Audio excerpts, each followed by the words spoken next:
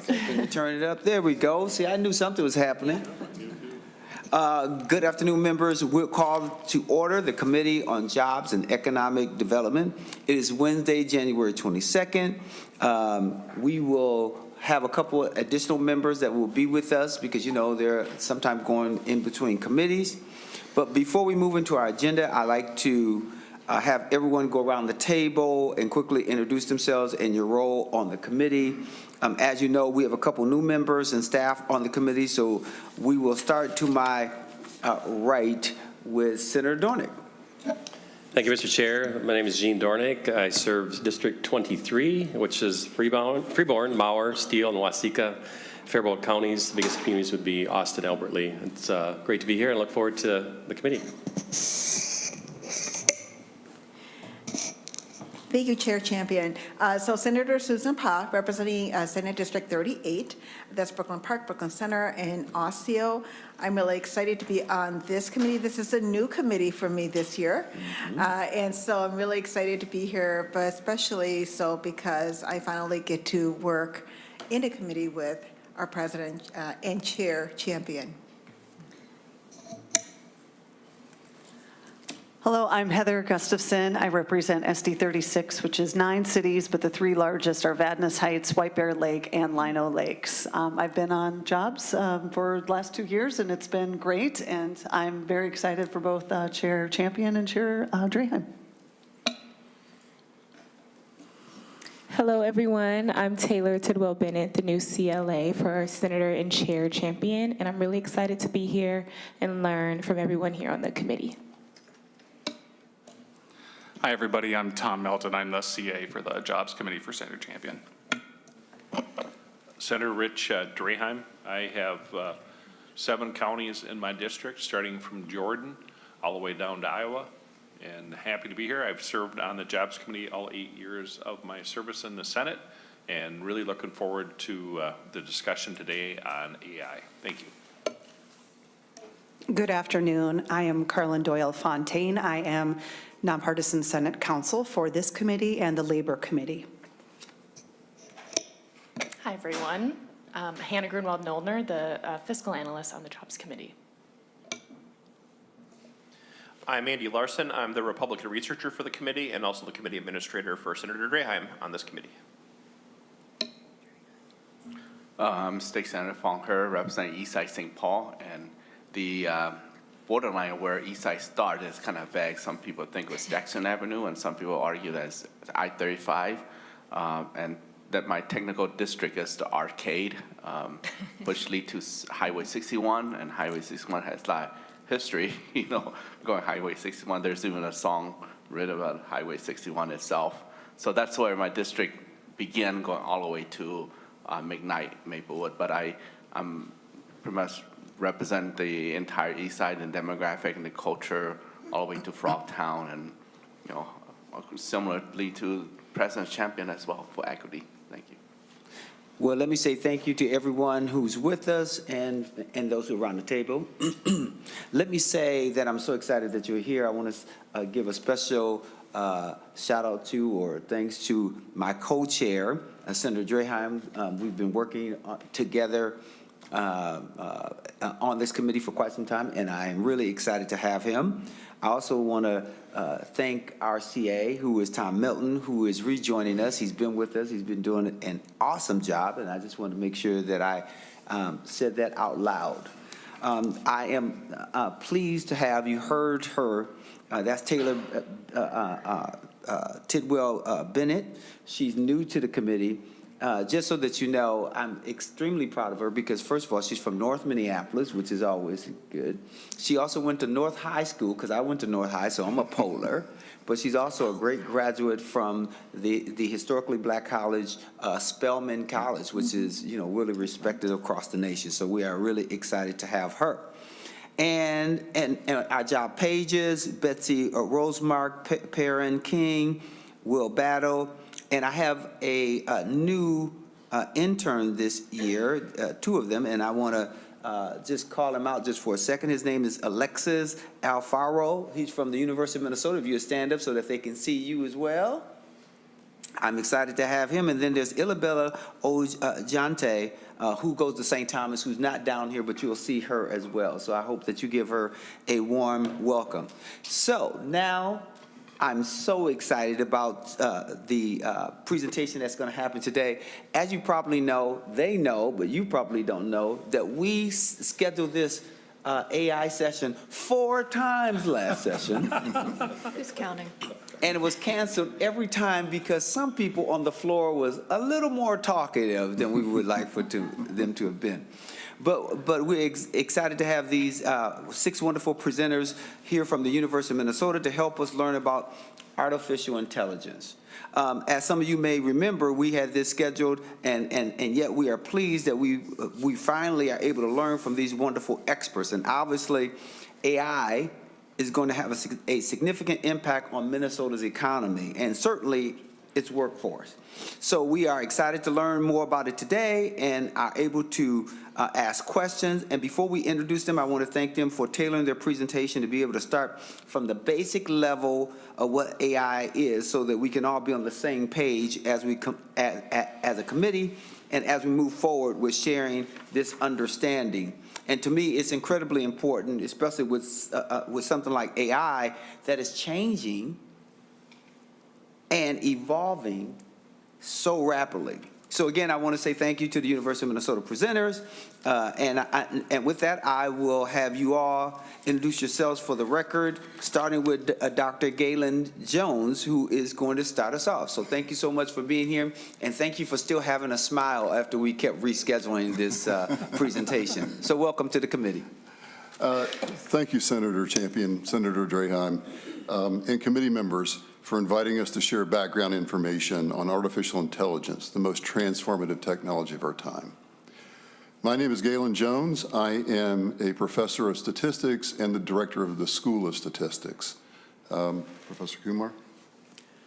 I am Vipin Kumar. I'm a Regents professor at the University of Minnesota, and my expertise in computer science and artificial intelligence. Genevieve Melton-Mukes. I'm a professor of surgery and health informatics and senior associate dean for health informatics and data science.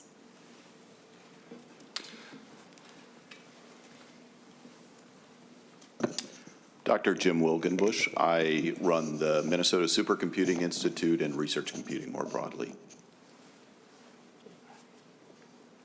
Good afternoon, I'm Haley Bork. I'm the Managing Director for the Data Science and AI Initiative, and I have a background in artificial intelligence research and development. Hi, I'm Jaydeep Srivastava. I'm a professor of computer science and engineering, and I work in health informatics and AI, as well as social media. Welcome you all, and again, make sure you speak right into that mic because we want to make sure that we're able to hear you, and some of you have softer voices, but we want to hear about all the great information that you want to share with us. With that, Dr. Galen Jones.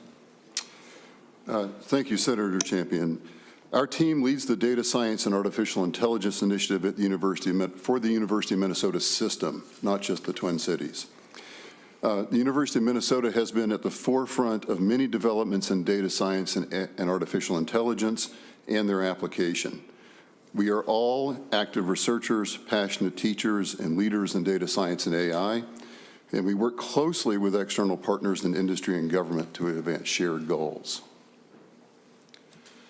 ChatGPT certainly captured everyone's imagination a couple of years ago.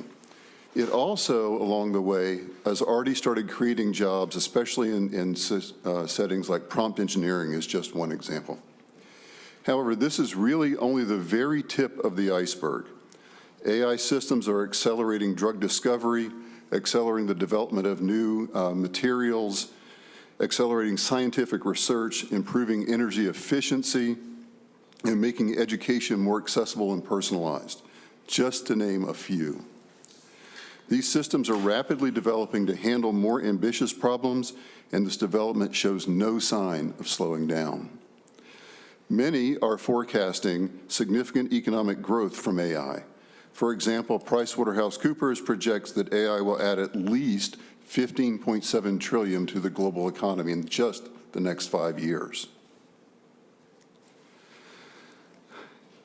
AI is already transforming Minnesota's workforce, industries, government, and higher ed.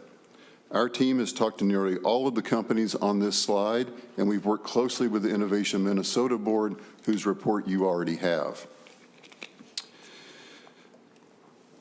All of these companies are actively investing in AI, and they're actively reaching out to us and other higher educational institutions to address complex challenges and upskilling of their workforce.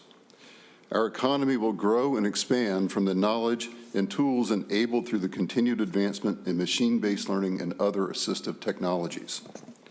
And Minnesota is well positioned to take advantage of this with thriving economic sectors embracing AI, a university that conducts world-class research in data science and AI and training, and a skilled workforce primed to take jobs of the future.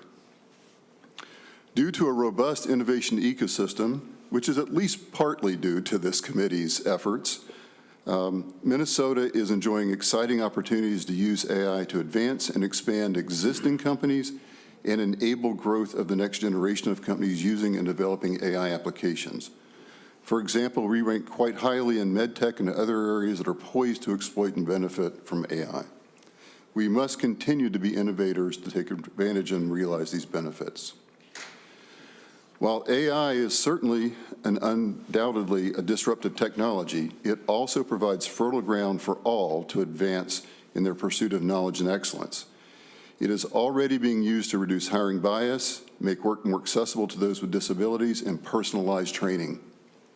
It provides assistive tools and real-time supplemental knowledge so that people can perform more complex jobs, having a better pay structure, possibly without advanced degrees. AI is creating new jobs that combine human communication, ethics, and decision-making skills with technical knowledge. It provides personalized education and upskilling opportunities that transform current jobs. It is also leading to job growth. Some examples are given on this slide, but we can just go down the list. There are many, many others. I will turn the presentation over to Professor Kumar now. The remainder of the presentation will explore a little bit more of an introduction to AI, what AI is, how we think it'll impact Minnesota's economy and job creation outlook, and consider possible future directions in AI and the ways these can affect our lives. Thank you. Thank you. So, Senator Champions, welcome. Thank you. So this is to give you just a little bit of a overview of a technology that, as we all know, is dramatically changing everything in the society. And these developments are not new. They have been happening for almost 7 decades. And it has come to a point, we have come to a point where no matter who you are and where you are in the world, in what sector of the economy, you have to realize that it's going to impact you one way or the other, in the sense that it doesn't matter. If you ignore it, it's going to impact you. If you follow it, it could impact you, right? And it's in our control as to what do we do with this technology. So the next few slides that I'm going to present before I turn it over to Professor Melton Mugsh, I just want to give you a sense of what this technology is and what its evolution has been and how Minnesota has played a role in its evolution all through the 70 years of its history that you can trace. And how, if we do it right, and again, that will be sort of, the people, of Minnesota to decide as to how do you take the trajectory and move it forward, right? It's up to us. So this is sort of what I would like to communicate to you. So as we all know, it's a breakthrough advancement that can accelerate innovation and productivity of humankind. There is absolutely no question there. It can delegate tedious parts of the work to computers and enable us humans to do things that are more complex and that cannot be done by AI today. And I say that because the AI's capabilities keep increasing. Okay? But there is a quote that I like to read from this was a quote in Star Tribune from economist David Autor. it's considered the academic voice of the American worker.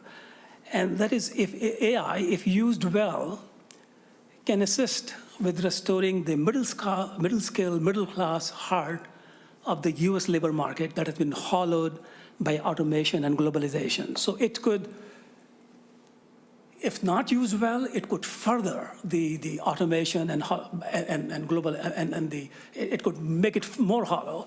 But if you do it well, it could really go in the other direction, right? So this is, I think this would be the key message we would like to be able to communicate to you. Okay? And of course, we all know AI is in our daily lives. Nobody needs to be reminded of that. You could and even though you're hearing about AI in the last few years a lot more than you used to hear before, but it has been changing our lives over a period of time, every sector of the economy, every sector of our living. And it can be used properly, it can be a helper and not a hazard. Of course, it has the capability of being a hazard as well. Now, we all can see examples of that, right? So, but the reason we are here, I believe, is because we are at an inflection point in this technology. Even though it has been going around, it has been sort of developing over a period of last 70 years, it's at an inflection point. This technology is at the intersection. It's not a standalone technology that somehow just dropped from the sky. It's a confluence of three different developments in technology that are sort of happening, again, over the last 70 years. And one of them is computing. And computing literally started here in Minnesota.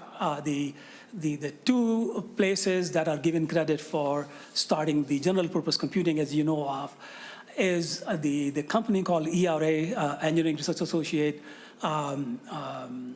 founded by William Norris, and a faculty member at the University of Pennsylvania. And it turns out that the person who built the first general purpose computer was the ERA Corporation, except that they built it for the US government, and it was under classified cover until 1973. So basically, this is sort of how far back the computing goes at Minnesota. And of course, I could go on, and Minnesota has been a hub of computing and supercomputing and advances in computing that have driven this technology for the last seven decades. Yes. Isn't one of the, and committee, if you have questions, you can certainly ask as they go along so that'll make it much more worthy for you. It is my understanding that in the very beginning, when you think in terms of AI, there was at one time just computers that we would put information in a computer, and that information could regurgitate, some information. But what makes AI different from just the way we historically have gotten information from a computer is that now it's these various data points that the computer has the ability to pull from, right?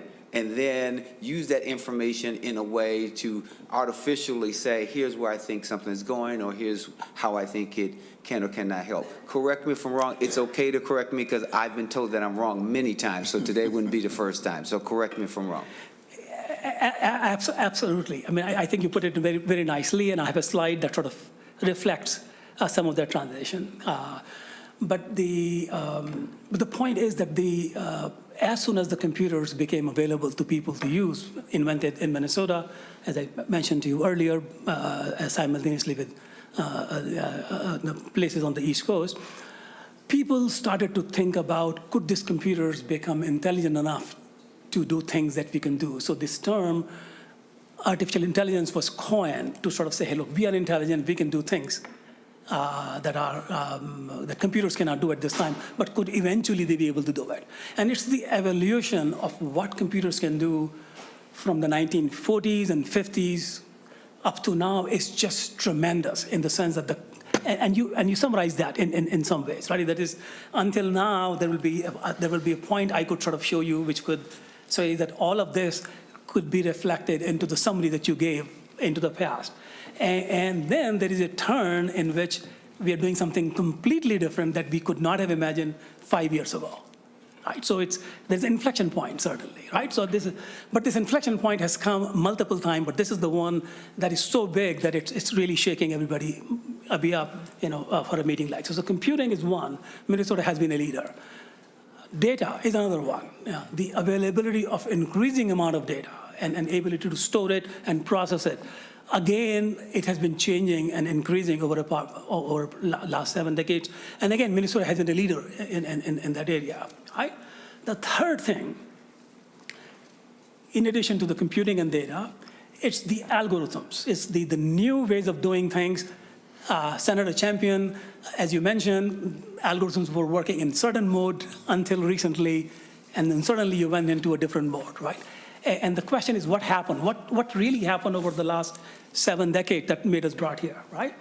And what I want to sort of show you is just a couple of milestones, okay? I mean, the kinds of things that you're talking about, that is a completely new way of computing that you just described, right, in your own words. We would not be talking about that 7 years ago. I mean, the technology to do that did not exist 7 years ago, right? And I'm going to go through some of the major milestones that have happened and how they changed the trajectory of technology. And even though they may all look very technology-centric, but you would sort of get a feel for why is it that the inflection is happening today, right? So I want to take you back to a date 12 years ago, or about 13 years ago. Actually, it was 2012. The Obama White House launched an initiative on big data. Okay? So already this confluence of computing and data and algorithms has reached a point where the President of the United States had to sort of say, hey, look, there is a new age that's coming up, right? And we're going to call this the big data age. And there was a big initiative that was launched, and it was not launched out of vacuum. Just a year before that, McKinsey Corporation, one of the big fives, had published a report that this technology of being able to analyze large amounts of data from large amount of computers with very sophisticated algorithms can bring in trillions of dollars in improvements in economy, right? It's a report that sort of came out, initiative that came out. If you go back and read that initiative, and of course, there was a series of meetings and workshops. I attended several of them, one at the White House Conference Center. That sort of led the developments that are sort of leading us to today. I mean, this is sort of what you could sort of take back from 2012 as to where we are today. But if you look at that resolution, even though the field of AI has been around for 70 years, has been called by different names, but in 2012, the focus within AI was more on being able to analyze large amounts of data. It was about big data analytics, right? Okay? So if you look at the announcement from the White House, you will not find a single mention of AI. There'll be machine learning involved in it, but not AI, right? 2012 is also the time, is the time where another stream within this algorithm community that was sort of going back to 1950s was developing in ways that it led to some breakthrough that were not noticed very well at that time. But then that's when it started. And then this new wave that started became so strong that by 2016, just within 4 years, all major economies in the world had an AI strategy. Like the Europeans, the Americans, the Japanese, the Chinese. If you are big, you're worried about it. So already what happened in those 4 years, right? Okay. 2018 and 19, the top academics who work in AI got together to create the next roadmap for AI. It's a 20-year roadmap for AI.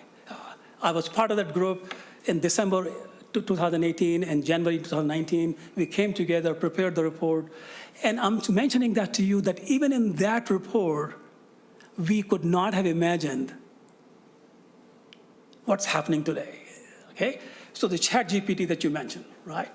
The technology for that existed in 2017. It was already showing its power, and yet this group of people who was moving this technology forward, you go back to the report and you would not find any mention of that. So I'm mentioning that to you to sort of say this technology is moving so fast that those of us who are moving it forward are surprised by by what was happening before and how it's coming together, right? So this is the excitement. This is also the opportunity. And what I want to, again, remind is that even though this is moving so fast, but some of the biggest improvements have been done historically at the University of Minnesota, by the state of Minnesota, and some of the alumni who graduated from the University of Minnesota and went on to these corporations. And I will try to give you a sense of when that has been happening all along. Just to give you a sense that this, one of the 50 states of Minnesota, one of the quote-unquote average states of Minnesota, has done so much in this field and has potentially so much more potential as we go forward. Okay? So coming back to what AI could do, and Senator Champion, as you mentioned, that something happened recently, something different happened recently, some capabilities that you could not have imagined that are not happening before. So from the earliest age of AI, going back to the 40s and 50s and 60s, there was a huge interest in how do you get the computers to recognize patterns in ways that humans can. You know, I can walk into the room. If I've seen you before, Senator Champion, I would recognize you that you're Senator Champion, right? Within fraction of a second, right? If I hear a voice, you know, from someone I have talked to before, immediately I can figure out, even though I may not have talked to the person 50 years ago. I mean, you know, you all have experiences of that. So how do you recognize patterns through, humans are very good at that. But the question is, can you get computers to do it? And of course, if you can do many, many more things. Can you get computers to do reasoning and planning? Can you make complex plans? So these were the two areas that attracted a lot of the attention of the scientists in AI or big data analytics for much of the last 70 decades. Okay? Starting very recently, I would say within the last 10 years, but much more importantly within the last 7 or 8 years, an entirely new methodologies that have sort of come to be invented by people, which sort of can do this thing called generative AI, the creativity that you sort of said. Look, this is something, there is no, if you go back before 10 years, certainly before, you know, even before 7 years, the kinds of things that people are talking about today could not even have been imagined. They wouldn't be even our vocabulary, right? You know, it's just like in 1900, you wouldn't sit up and say, hey, can a computer do a multiplication? Well, heck, humans have to do multiplication, right? The computers came about, they could do multiply and add, but then now computers can do so much more. Okay? So this is the creativity part. This is the, sometimes people will call it generative AI, sometimes people will call it Gen AI, but this is the one that is that's the field that sort of telling everybody that there are applications that could not have imagined before.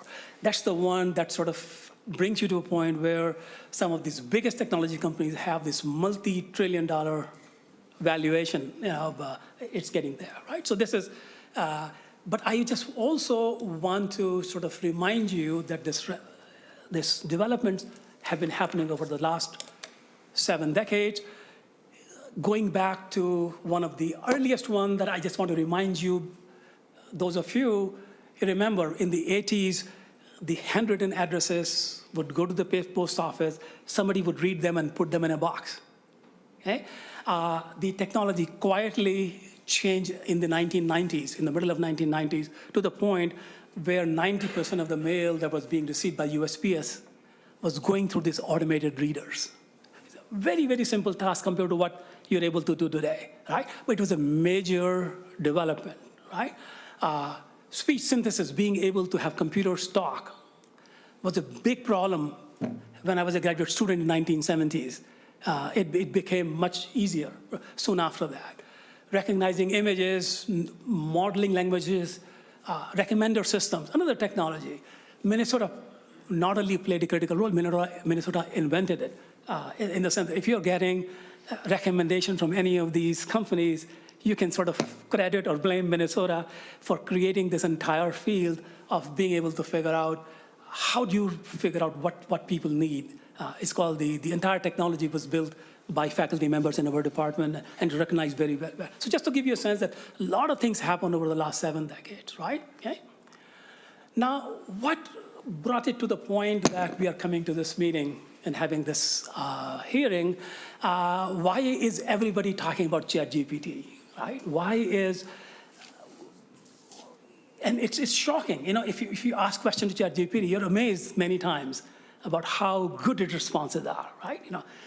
What got us here, right? So, and it's, of course, compressing all of this work of 70 years into a couple of slides. Of course, it's going to be very hard, but I want to sort of talk about three major developments, right?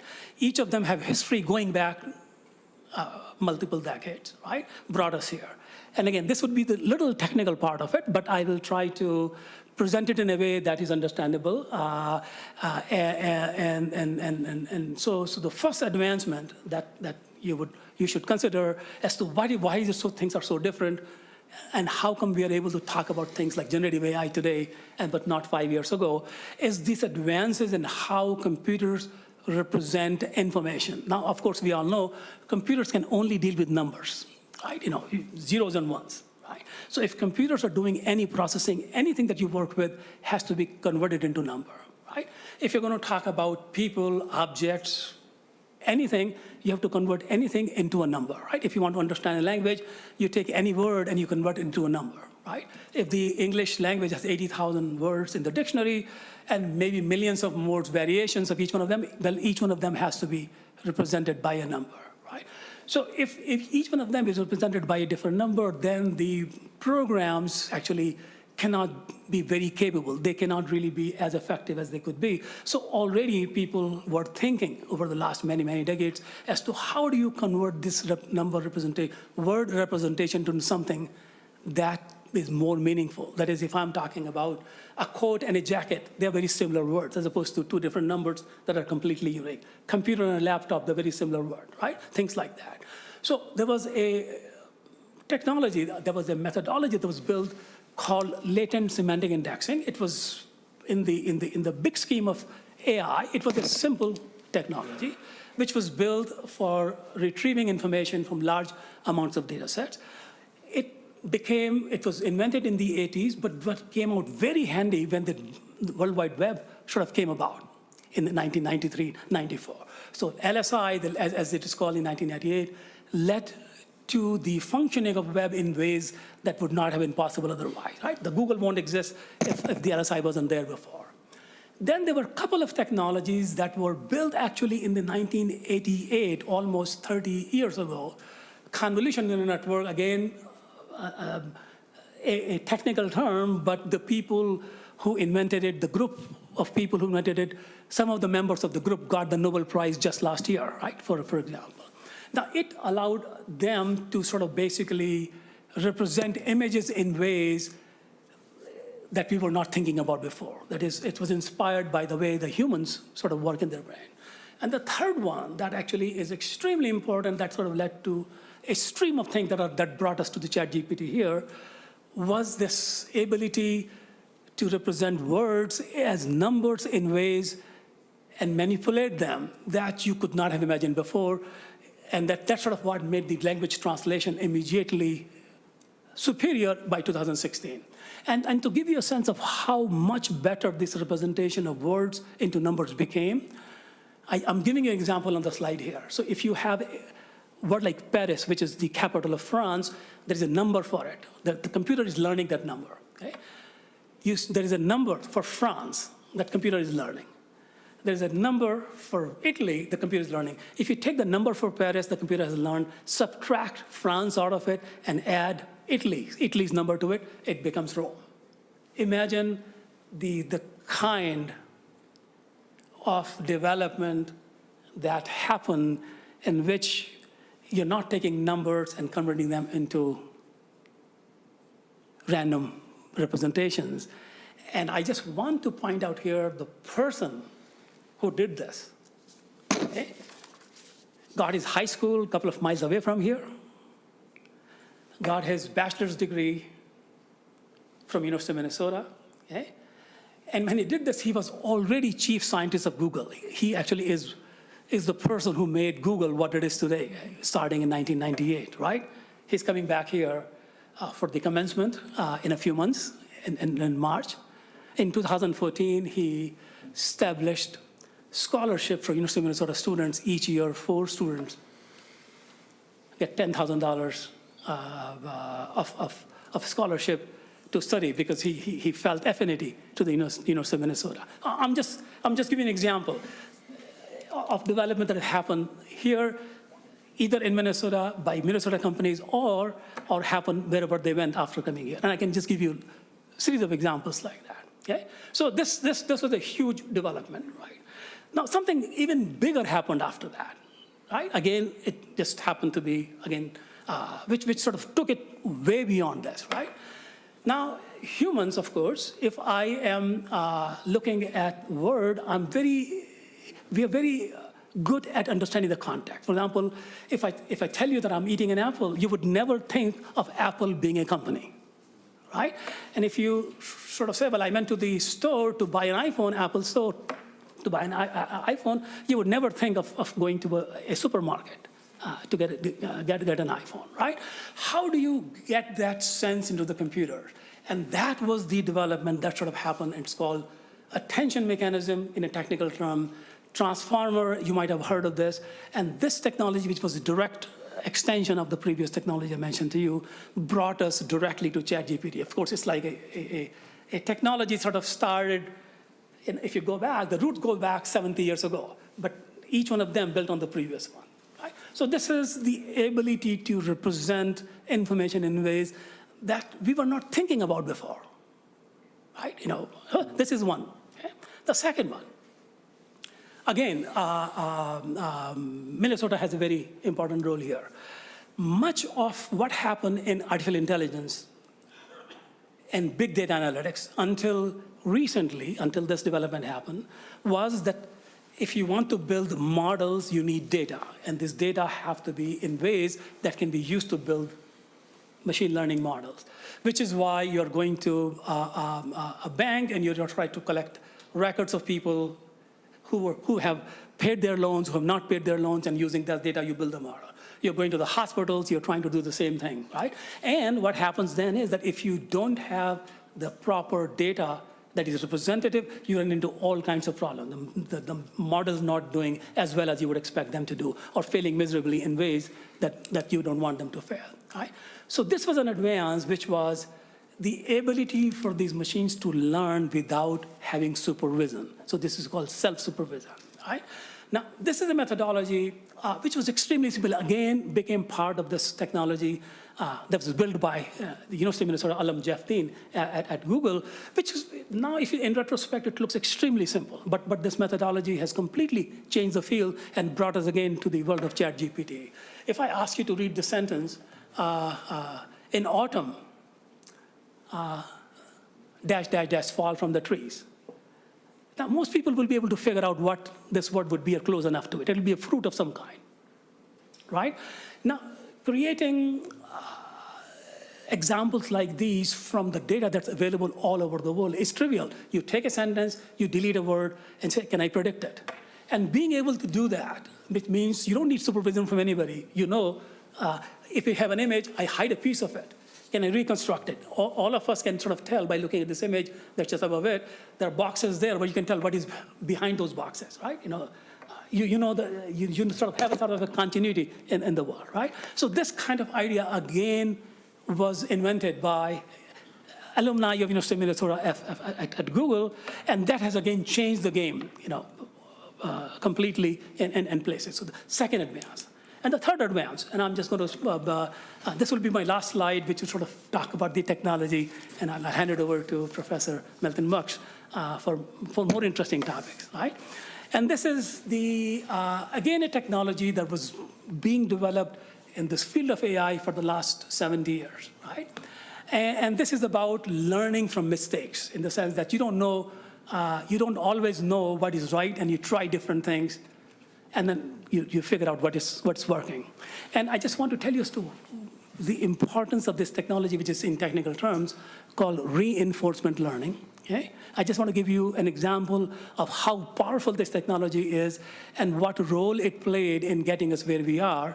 I want to take you back to 1997. This is the year in which a computer built in Rochester, Minnesota, IBM Deep Blue, okay, allowed, for the first time in the history of mankind, to have a computer beat the world champion in chess. Okay? Now, of course, today you will shrug on it. I'll tell you why you will shrug on it, right? But the computing field was waiting for this moment for 30 years. A founding father of our field had expected that this would have happened in the mid-60s, but it took a lot longer. The computer was so fast that it could execute 200 million possible chess positions every second. Okay? It required a lot of computing power and a lot of knowledge to be able to do it. Forward that to 2017, 20 years later, the technology that I mentioned to you until now, plus the reinforcement learning together, basically allowed a computer, given only the rules of the game, to learn chess by playing with itself. And in a few hours, beat the champion of the chess. Imagine. And that sort of shook people up, right? That's also the time multiple other things happened, and all of them, reinforcement learning played such a big role. And ChatGPT, the reason it does quite a bit as well, as you see, is because of all of the advances that I talked to you about earlier, and also because of the way OpenAI brought in reinforcement learning into the technology. So this is, hopefully it gives you a sense there are a lot of technological advances that have happened over the period of the last 70 years. Many of them, of course, were contributed by people in the state, or the companies in the state, right? But then the future, of course, is for us to craft. Right? I think with that, I'm going to hand it over to my colleague. Thanks, Vipin. Thank you so very much. Thanks, Vipin, and thank you to Senators Champion and Draheim, and committee members. Again, we're really appreciative to have this precious time with you to discuss AI and AI transformation. And over the next several slides, I'm going to cover several critical areas and examples, and I'm going to be focused on 3 sectors, talking about medical technology, food, climate, agriculture, and the materials and manufacturing. But I really want to underline that while I'm going to cover these 3 sectors, that AI's impact is really felt across all sectors of our economy. So I'm going to start with medical technology. This is an area which we all know is one that Minnesota has and is a leader globally. Okay, it's a crucial sector for us and our state's economy. We boast today a contribution globally of 3 to 5% of the medtech sector globally.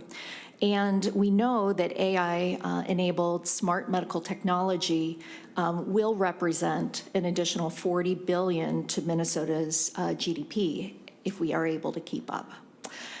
Capabilities that will, what will this look like and feel like? So what we see is that AI is going to shift our care paradigm.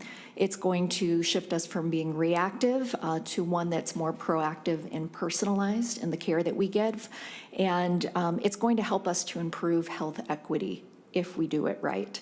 And what that means is that folks throughout greater Minnesota, including rural areas, are going to be allowed to have more targeted and personalized interventions closer to their homes.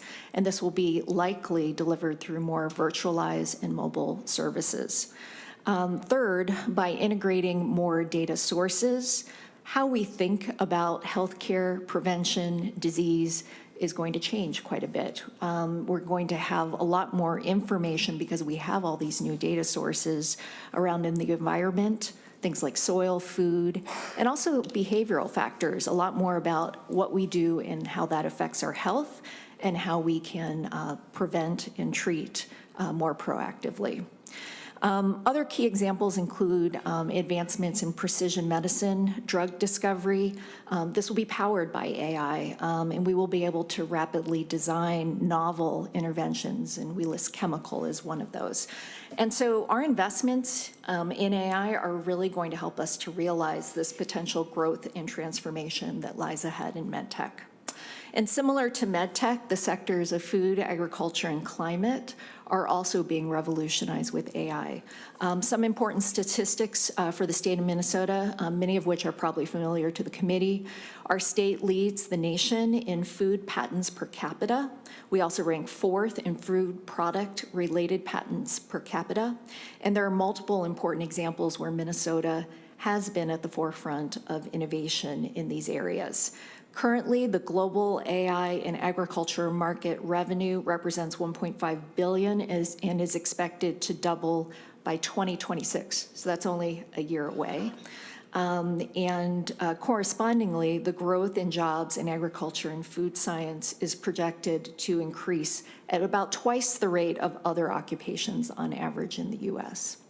A few important examples of solutions in food, agriculture, and climate where AI plays an important role in the development and in the delivery, where AI is really important, include real-time prediction of water quality, more precise management of our livestock and crops, climate-resistant engineering seeds, prediction of carbon emissions using satellite imaging, identification of ingredient replacements to avoid volatile supply chains.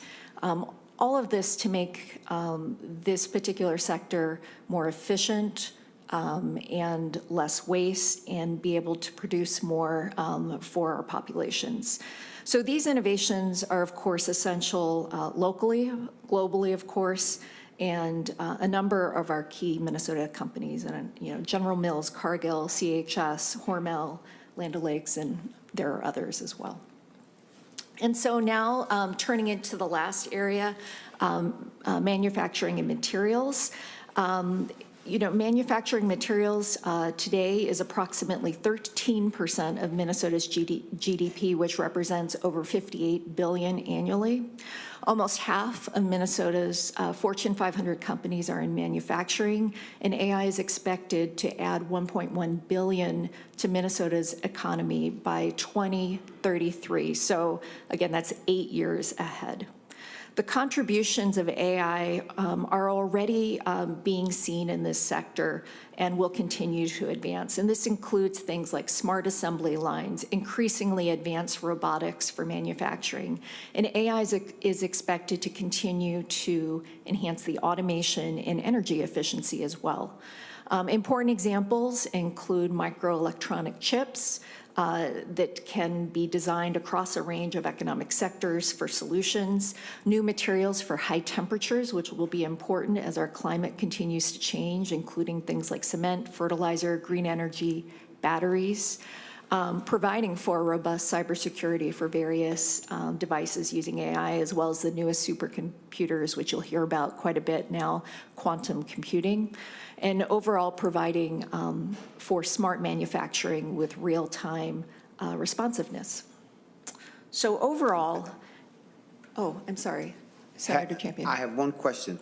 What do you think the impact is going to be on our workers with the advancement of automation and energy efficiency in manufacturing? Because that's where sometimes, jobs are created, individuals, who want to do those jobs, and now if they're going to be replaced by automation for efficiency, but also for productivity, what sort of impact is AI going to have on that market, and whether that will undermine your notion that AI in manufacturing will add $1.1 billion to the Minnesota economy by 2033? Senator Champion, it's a great question. I will try to take a stab at it. So it is absolutely true that AI is going to change jobs. And I think our preparedness around it is really important in understanding how things will shift. If we look at agriculture alone, it's a great example where the modernization of the techniques that are used has fundamentally changed that. One thing that's really important, I think, to note just overall, there will be jobs from the perspective of we don't have enough people to actually do most of the things that need to happen today. We are actually quite strained for people in many sectors right now. So I think the key is really understanding where the puck is going and thinking about, I think, I'm going to talk next about some of the education pieces, but the idea of how we upskill and prepare folks for this is going to be very important. And some of the skills will not necessarily be technology focused. I think we're going to absolutely have things that We'll need AI and data literacy, but there's going to be plenty of things in the creative space, plenty of things that will always need a human touch. Yeah.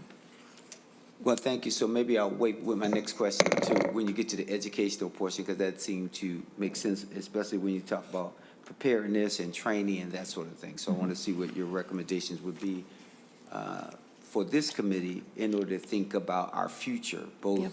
GDP and growth, and also making sure that we have a prepared workforce. So thank you. Yeah, and maybe one other comment. The numbers around growth in the economy really have to do with the growth that we see overall in the sector. And that means money made. Behind that, looking at what happens to the jobs and adjusting and being able to meet that and figure that out is going to be really important.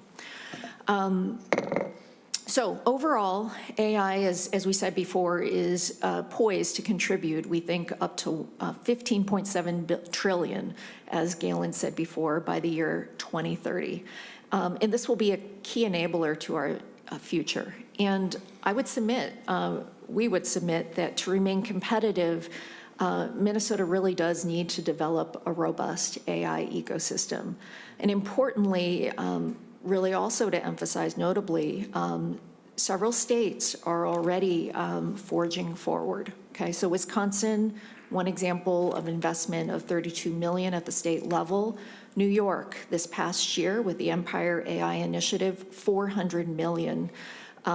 Florida, $100 million through the state legislature, specifically around what they call AI University, mostly based through the University of Florida, which has also brought forth industry investment, innovators, startups, to really sort of propel this forward and gain additional workforce. This really does just reinforce the imperative and critical positioning of data science, AI, to Minnesota's economy. So our success in AI as a state requires solid partnerships among industry, academia, state government, and others. The university is, can, and should be a key catalyst to this in the AI initiatives and service of Minnesota. I'll briefly highlight a few key aspects, some of which Vipin covered well. We have some key leadership around AI climate change. There's an institute initiative which has been advancing climate-smart agricultural practices. In the area of healthcare and AI, there's been recent recognition of Minnesota and several partners, including the University of Minnesota, around being a smart med tech hub. And this is hopefully going to position us for future national investment through the Economic Development Agency and a $17.5 million grant through the Centers for Disease Control, really to help develop a national outbreak response network.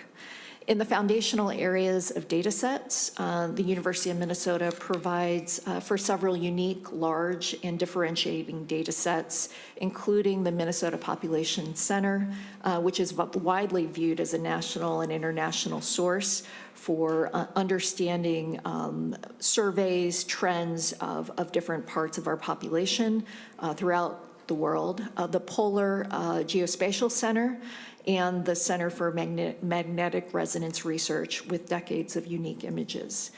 Finally, the University of Minnesota plays a key role in engaging the academic and broader community, including industry, around AI and data science. For example, the university is a leader in data science education.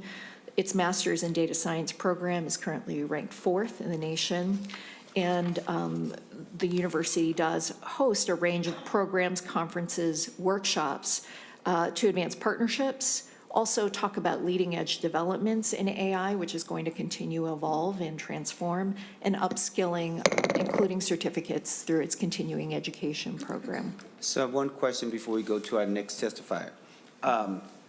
I'm certain that you heard of a guy by the name of Jeffrey Hinton, who is, at least it's my understanding that he is supposed to be like the godfather of AI.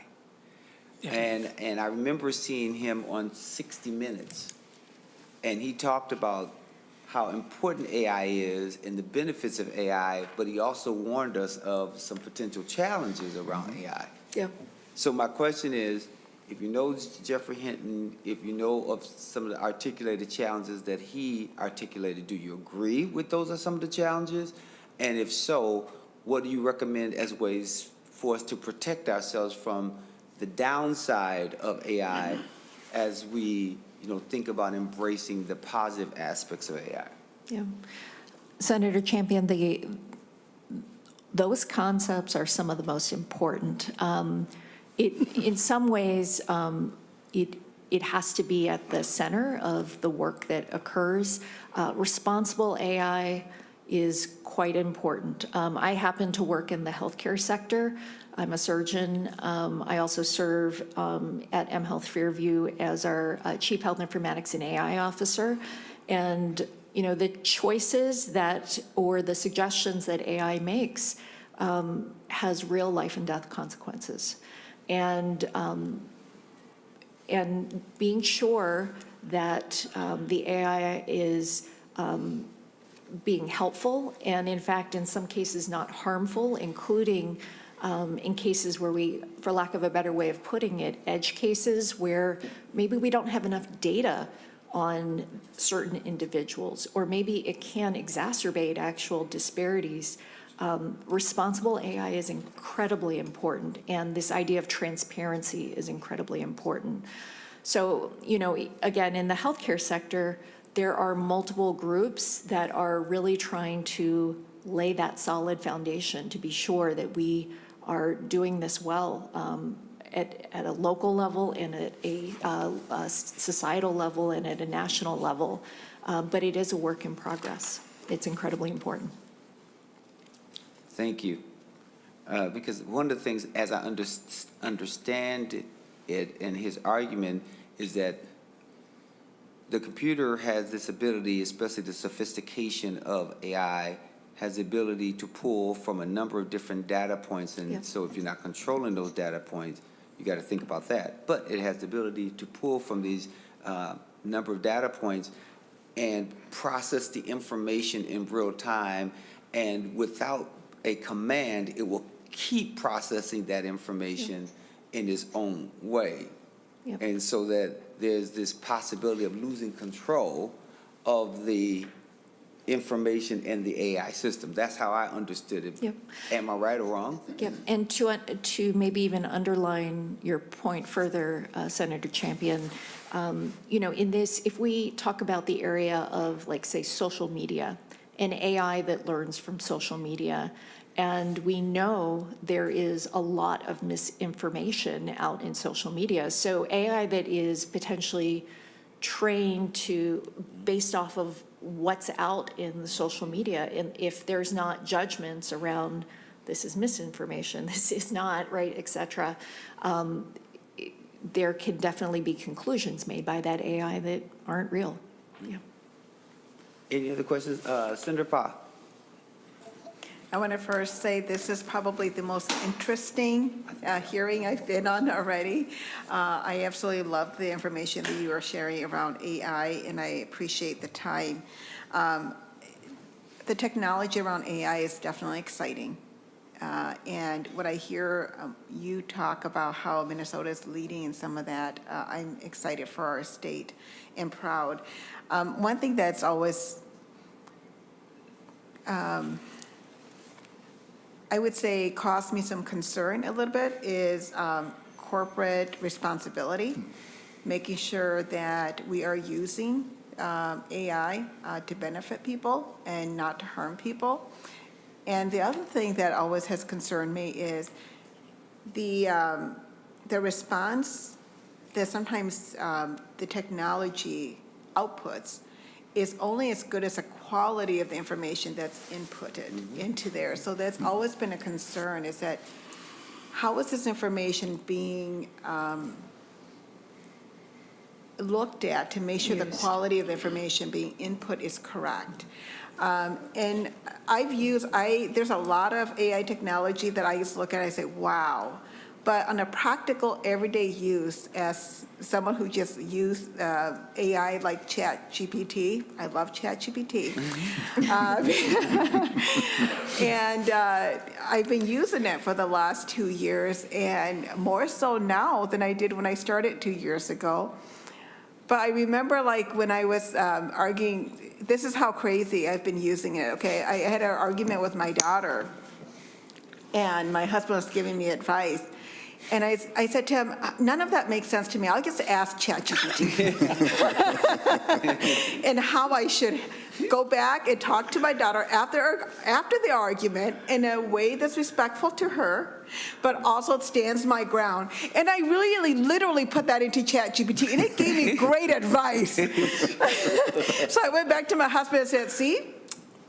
Your advice did not work.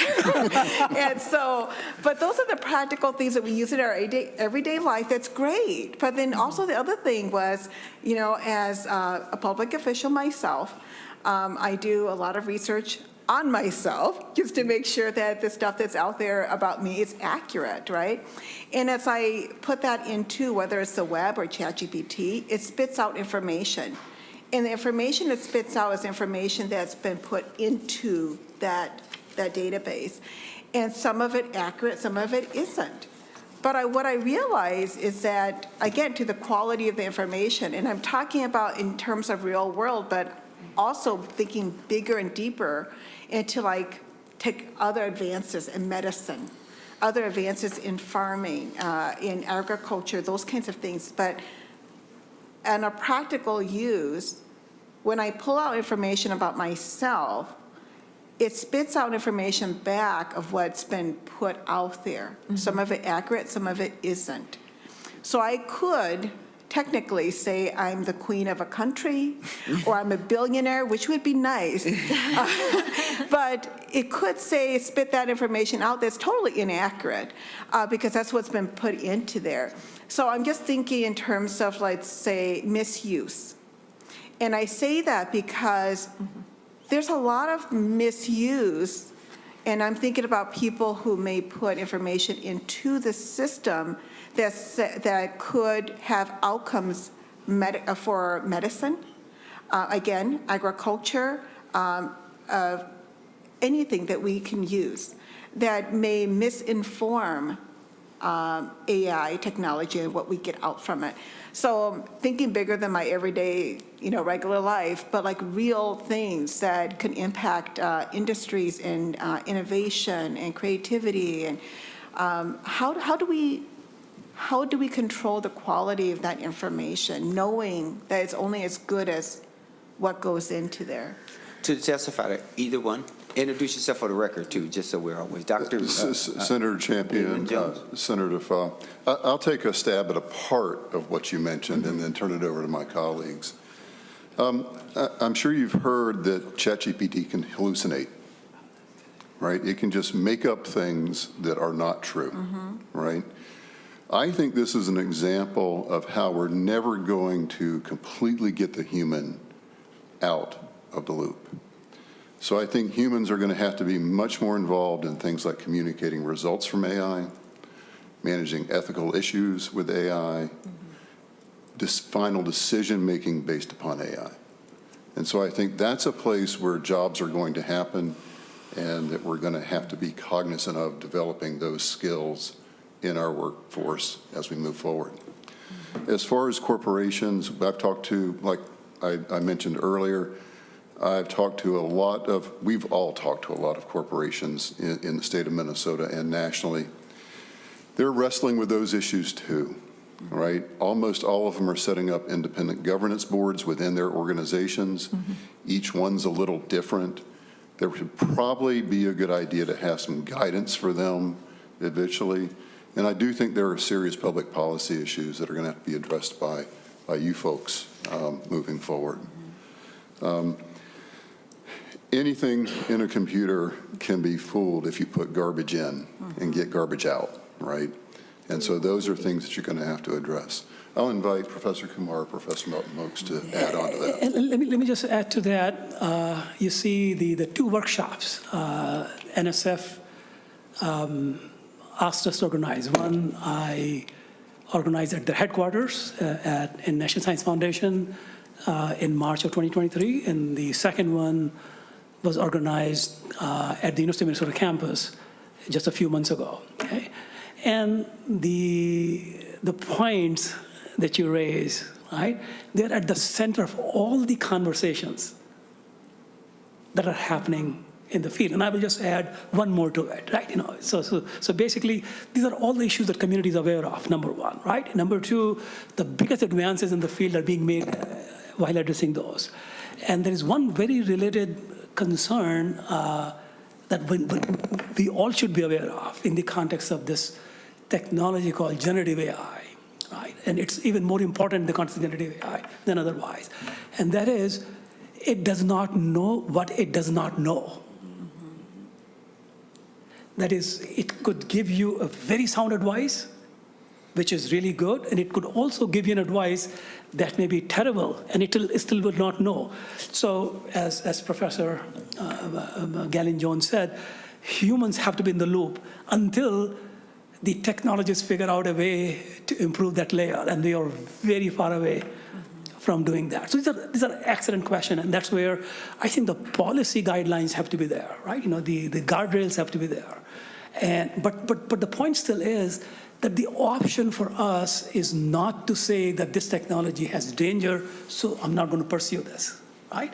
This is like the Industrial Revolution. It is in the same league as this Industrial Revolution that started about 250 years ago, in the sense that you couldn't say anywhere in the world that I'm not going to be industrializing myself, right? Because somebody else is, and they're going to roll us over. So this is a technology that is very powerful, has a lot of consequences, both positive and negative, and we got to be cognizant. But thank you for bringing that very, very important point. Thank you. Thank you. A follow-up. I see you have a couple more slides, so I'm going to let you finish your slides and make sure that you get a chance to finish your presentation, and then Co-Chair Draheim has a couple questions as well once you finish. Perfect. And maybe just one more thing to add, just building upon what my colleague said. This idea of AI and data literacy, we all will need to have that ideally, because it is part of our present even now, not just our future, but our present now. So the more we can gain that and have formal pathways for that will be really important.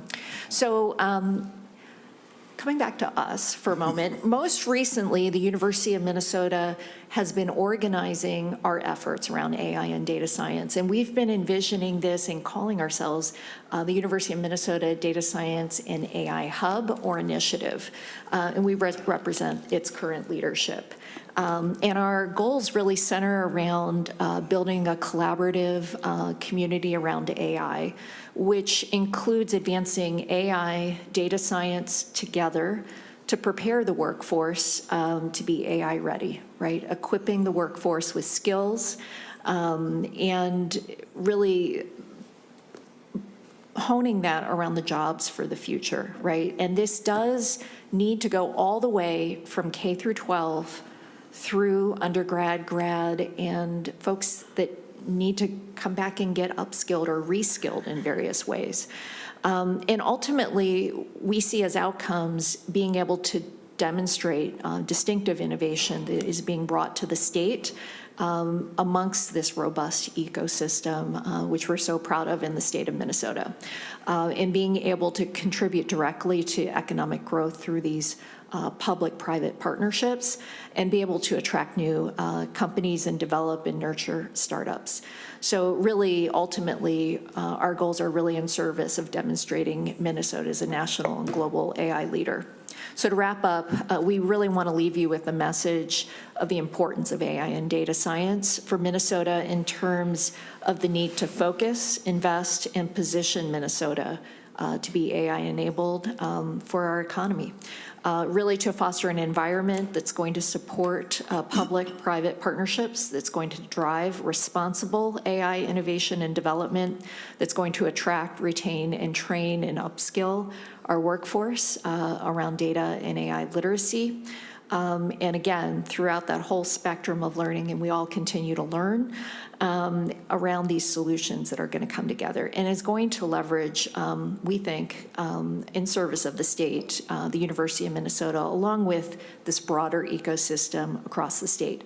So we strongly urge you to seriously consider mechanisms that are going to catalyze and coordinate the AI efforts throughout the state in service of economic growth and to increase our competitive edge. And with that, on behalf of my colleagues, thank you again for this opportunity.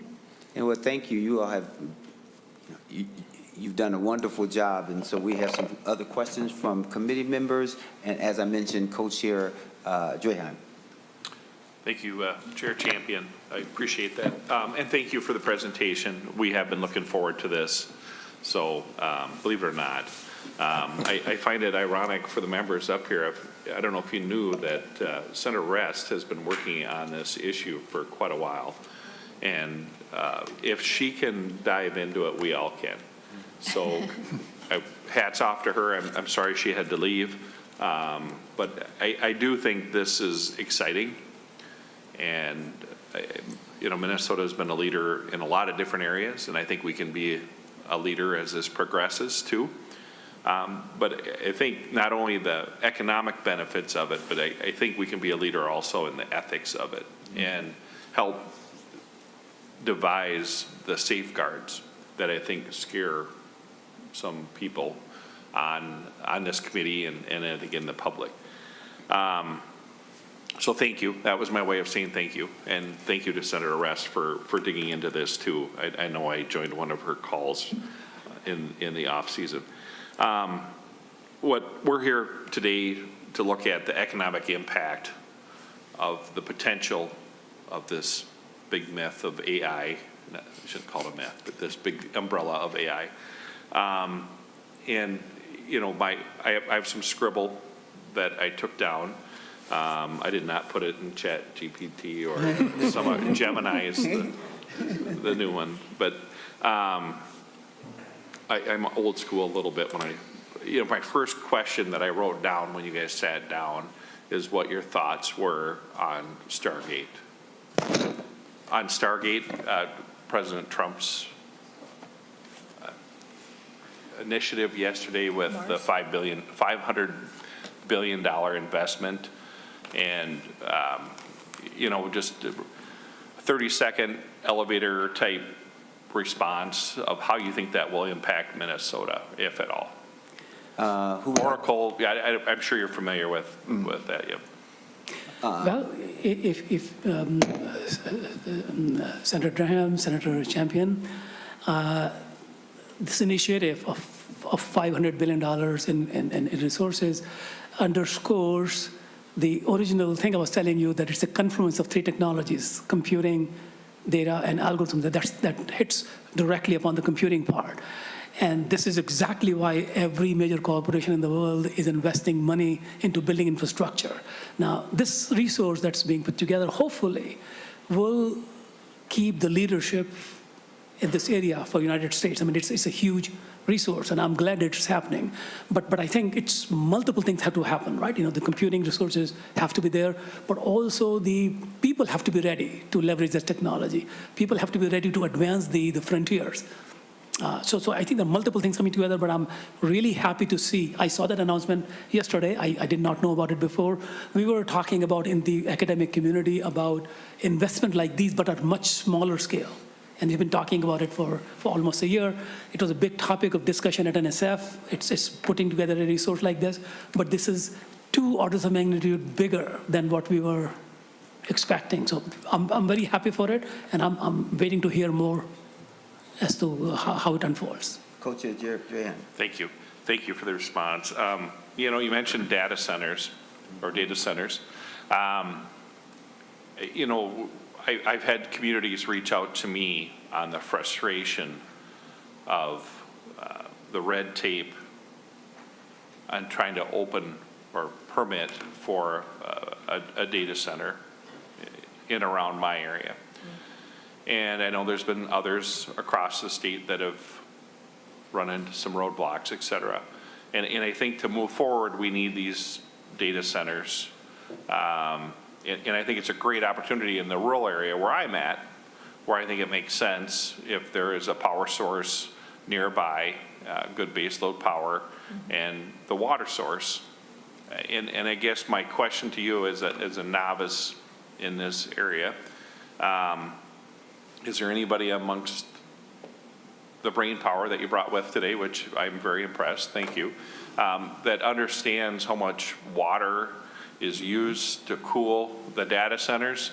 And, you know, what should we, as elected officials who are trying to safeguard Minnesota, who want this type of investment in the state, but we also want to do the right thing when it has to do with our most precious resource, water?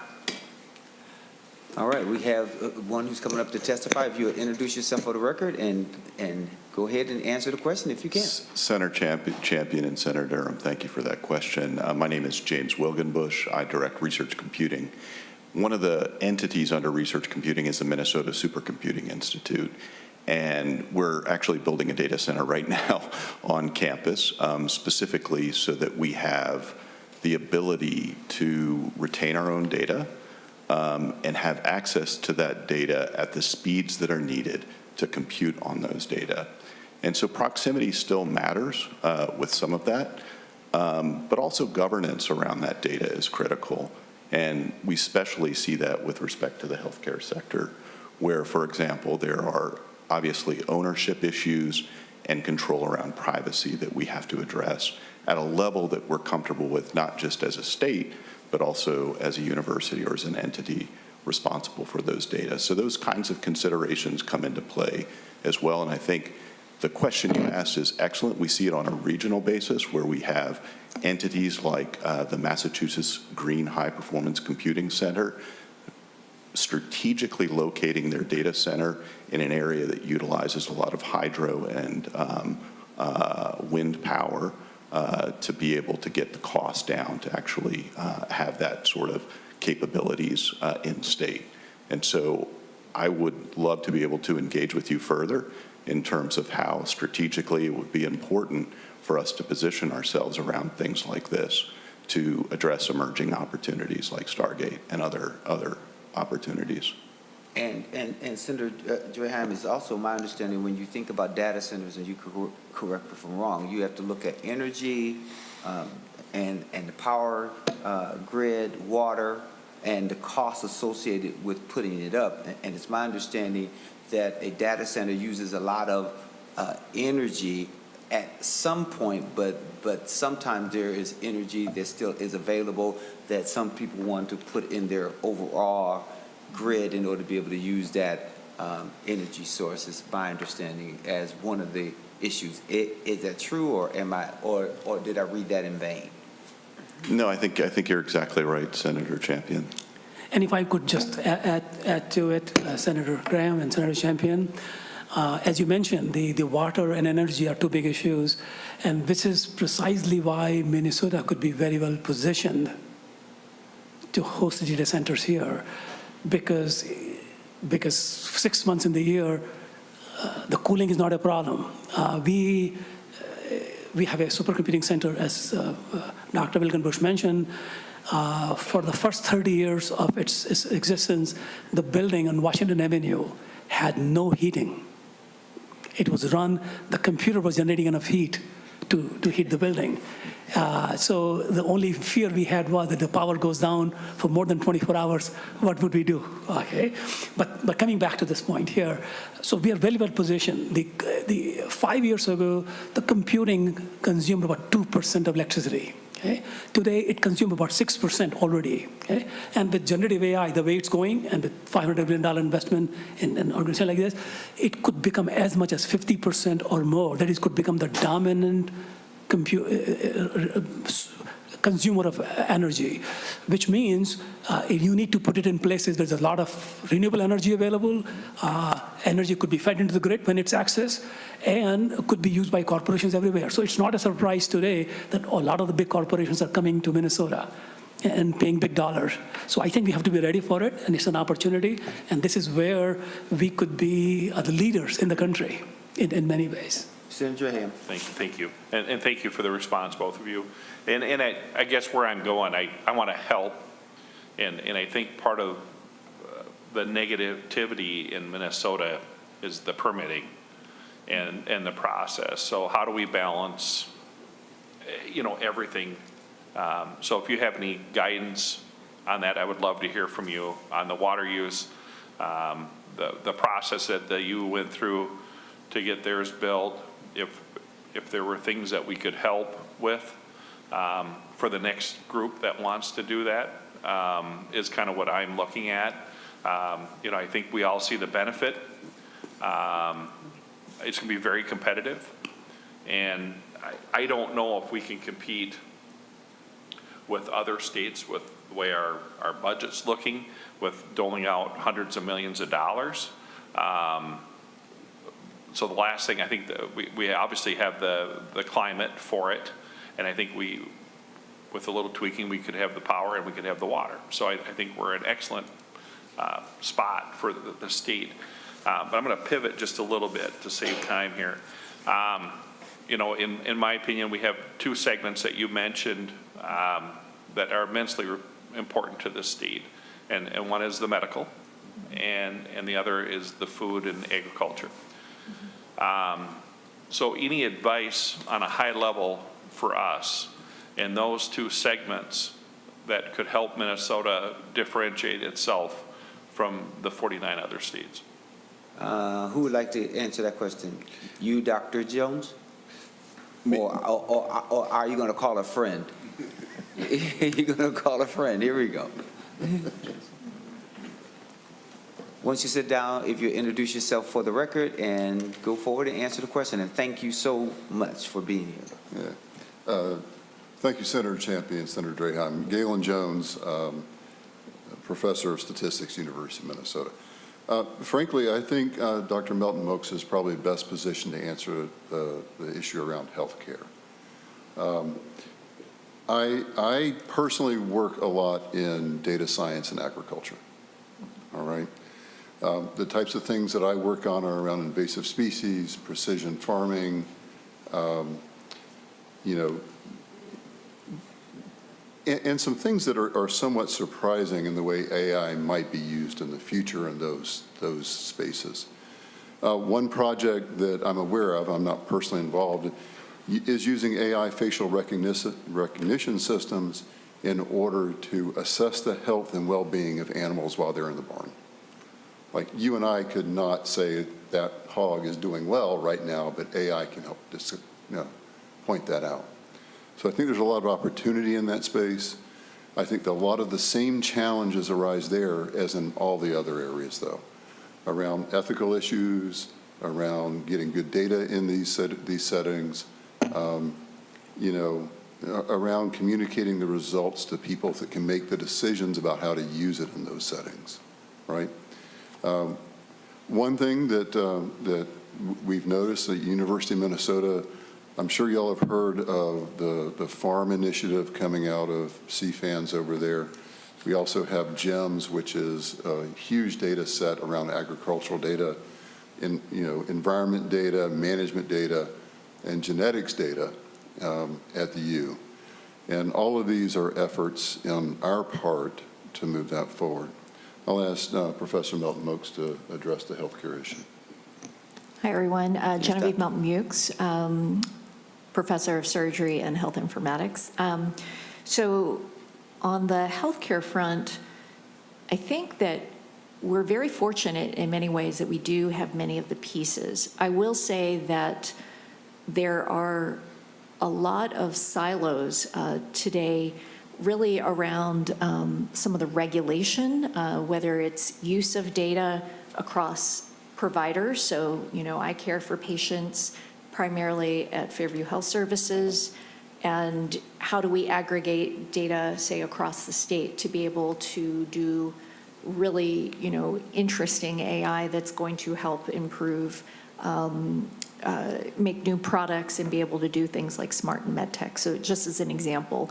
And when we're talking about that, that means that we have to bring providers, industry, in some cases, payers as well. So I think some of the pieces around how we bring folks together in common, for common incentive to be able to do this work better and accelerate it is really, really important. We have amazing med tech, and I think that, we've been doing, I think, actually some really nice foundational work with the Smart MedTech Economic Development Hub that was created this past year, but it's really at its beginning and it does need some catalyst, and I think it will differentiate Minnesota, I think, with the right investment right now. I think right now, it's unfortunately without that investment, I don't think we're quite there to get the acceleration that we'd really like to get. Can I add one thing? Yes, you sure can. I've mentioned a couple of times that we've been heavily engaged with industry folks across a lot of sectors. They routinely mention complex challenges, and this is especially so in the agricultural space that I've found. They have really high ambitions for using AI in this space, but they're dealing with very complex agricultural, biological settings that are hard to understand.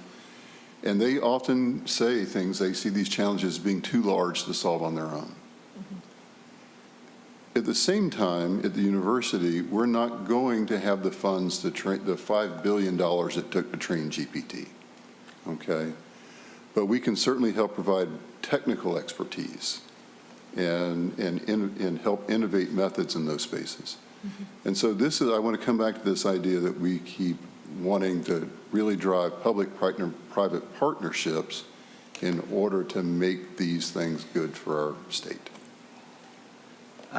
Senator Draheim, and then we're going to go to Senator Nelson. Okay, thank you. I'll speed it up. Thank you. So I appreciate the response. It's kind of, so what,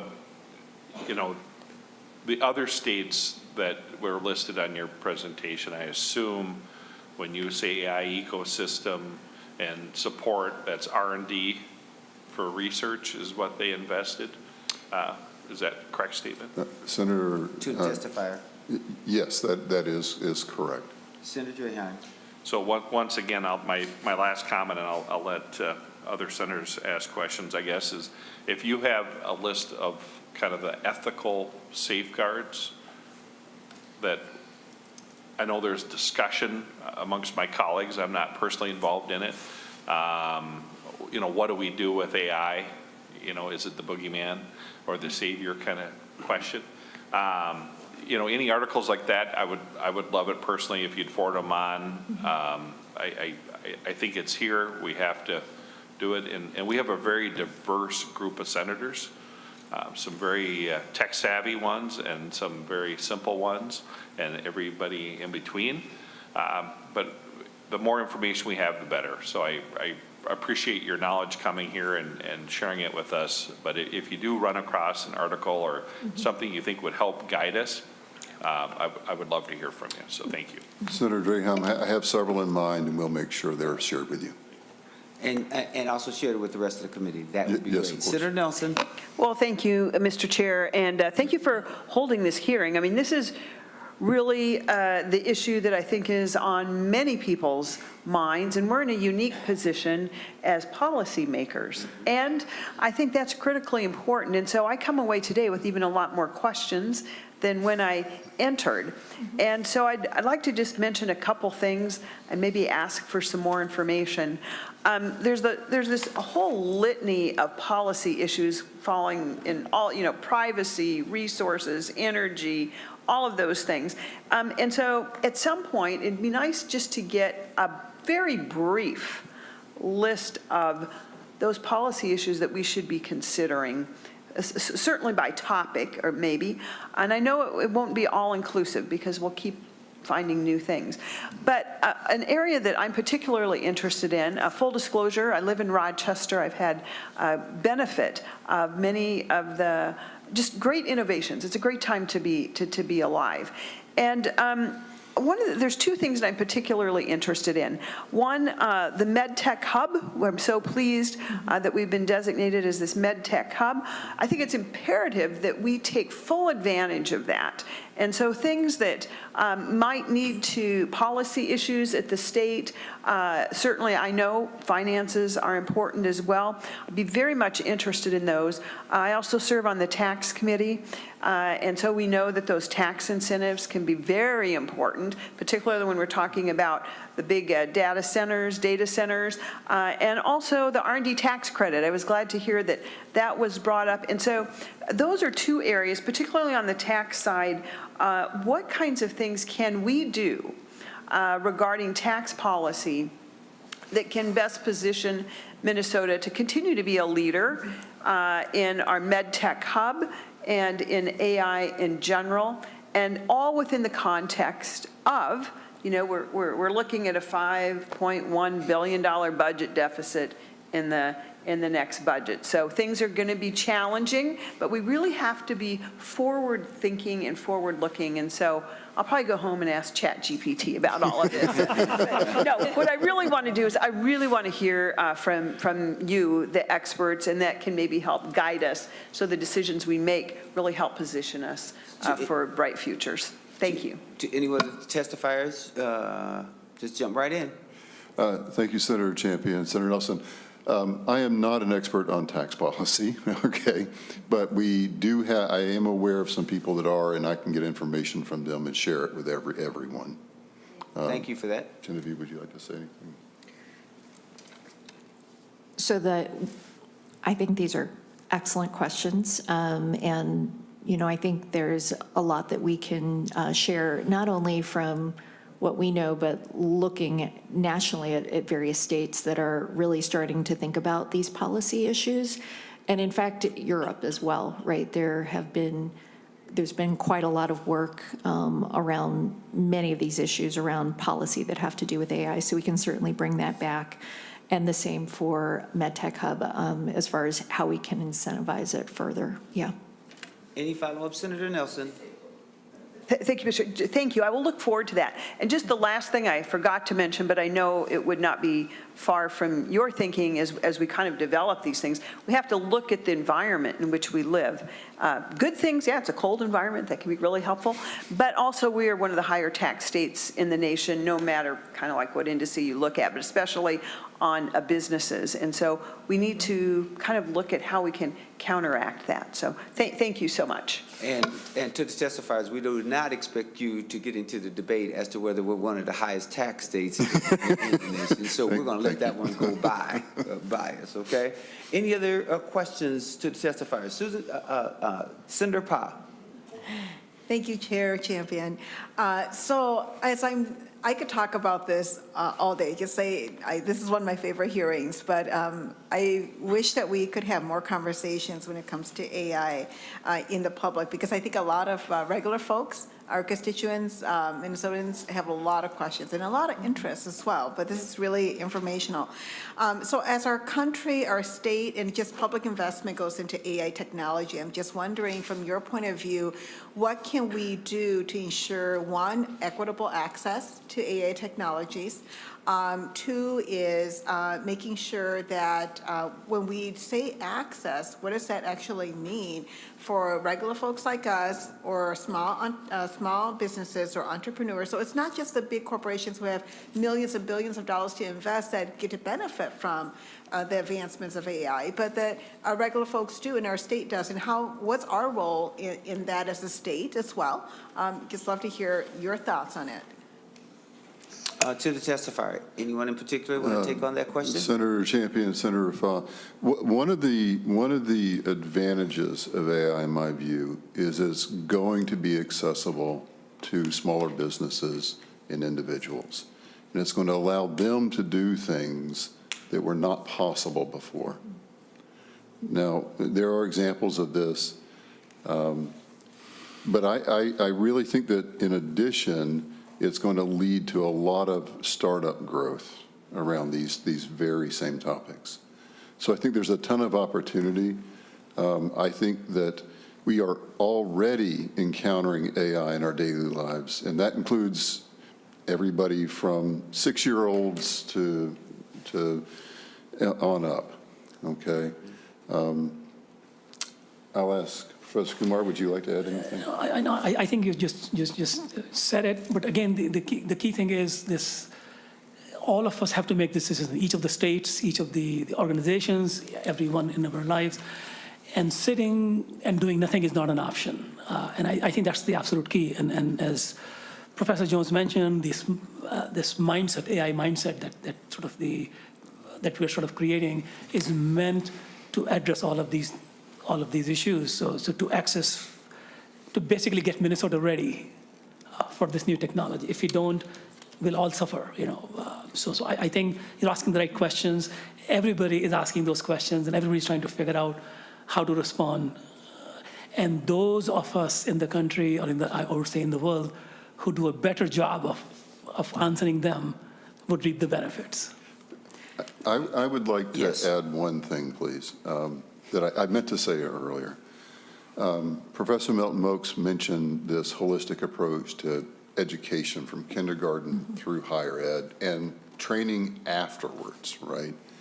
And I really believe that there has to be, we don't need to be teaching kindergartners about transformer models, okay?